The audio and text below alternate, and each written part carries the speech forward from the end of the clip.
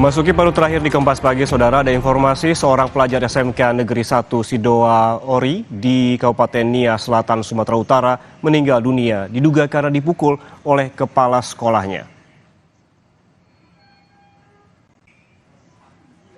Korban bernama Yaredi Ndruru, berusia 17 tahun, sempat mendapatkan perawatan di Rumah Sakit Dr. M. Thompson Nias.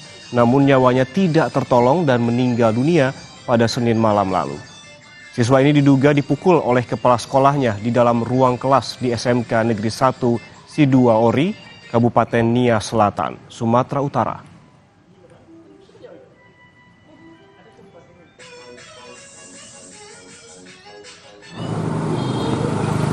Dari keterangan orang tua korban, anaknya dibawa ke rumah sakit pada tanggal 13 April lalu dan sejak itu kondisi korban semakin kritis di ruang ICU Rumah Sakit Umum Dr. Thompson Nias di Gunung Sitoli.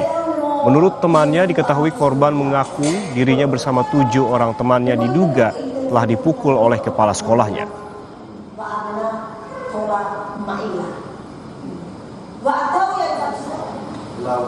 Pada hari Selasa itu anak saya di Ronsen di scan, habis itu hasil pemeriksaan di kepala anak saya itu ada saraf yang rusak atau yang tidak berfungsi lagi, sehingga itu mengakibatkan anak saya itu bisa tidak sadar dan bisa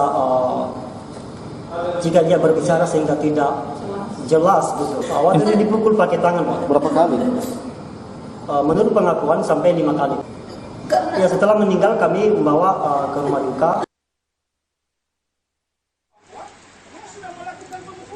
Keluarga korban telah mendatangi Polres Nia Selatan dan membuat laporan polisi karena tidak sedikit pun diduga pelaku menunjukkan rasa empati kepada korban. Pihak polisi juga telah mendatangi pihak keluarga untuk meminta keterangan.